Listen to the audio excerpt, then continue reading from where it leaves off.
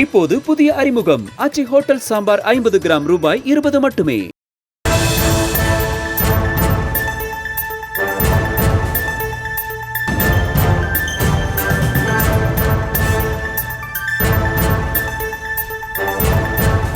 அண்மை செய்தி. சென்னை உள்பட தமிழகத்தின் ஓரிரு இடங்களில் மிதமான மழைக்கு வாய்ப்பிருப்பதாக வானிலை ஆய்வு மையம் தெரிவித்திருக்கிறது.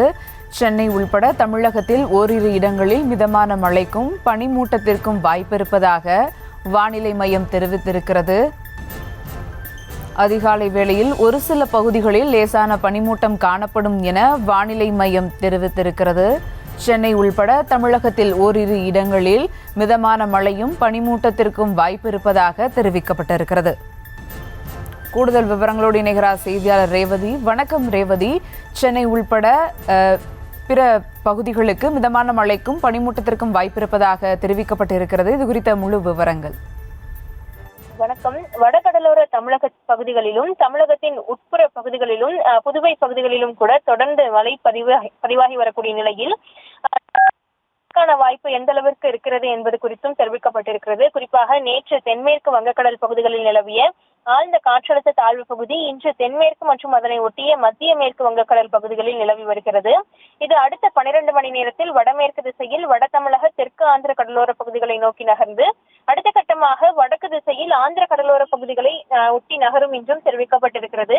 இதன் காரணமாக இந்த வடகடலோர தமிழகம் மற்றும் புதுவை காரைக்கால் பகுதிகளில் லேசானது முதல் மிதமான மழையும் அதிகாலை வேளைகளில் பனிமூட்டத்துடனும் தமிழகம் மற்றும் புதுவை காரைக்கால் பகுதிகள் காணப்படலாம் என்று தெரிவிக்கப்பட்டிருக்கிறது. இந்த நிலையை பொறுத்தவரை இன்றும் நாளையும் இருக்கும் என்றும் லேசானது முதல் மிதமான மழை வரும் 25ஆம் தேதி வரையிலும் கூட தமிழகம் புதுவை காரைக்கால் பகுதிகளில் தொடரும் என்றும் வானிலை ஆய்வு மையம் தெரிவித்திருக்கிறது.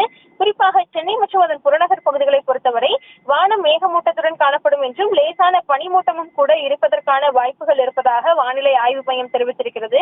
அது மட்டுமின்றி மீனவர்களுக்கான எச்சரிக்கையை பொறுத்தவரை தமிழக கடலோர பகுதிகள், மன்னார் வளைகுடா, குமரிக்கடல் பகுதிகள் உள்ளிட்ட பகுதிகளிலும் தெற்கு ஆந்திர கடலோர பகுதிகள், தென்மேற்கு வங்கக்கடலின் வடக்கு பகுதிகள், மத்திய மேற்கு வங்கக்கடல் பகுதிகள், ஆந்திர கடலோர பகுதிகளிலும் சூறாவளி காற்று வீச இருப்பதன் காரணமாக அந்த பகுதிகளுக்கு மீனவர்கள் செல்ல வேண்டாம் என்ற எச்சரிக்கையும் கொடுத்திருக்கிறார்கள். தொடர்ந்து வரக்கூடிய நாட்களில் தமிழகத்தின் பல்வேறு மாவட்டங்களில் மழைக்கான வாய்ப்பு இருக்கும் என்றும் தெரிவிக்கப்பட்டிருக்கிறது.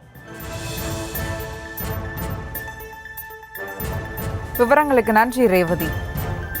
இப்போது புதிய அறிமுகம் ஆச்சி ஹோட்டல் சாம்பார் 50 கிராம் ரூபாய் 20 மட்டுமே.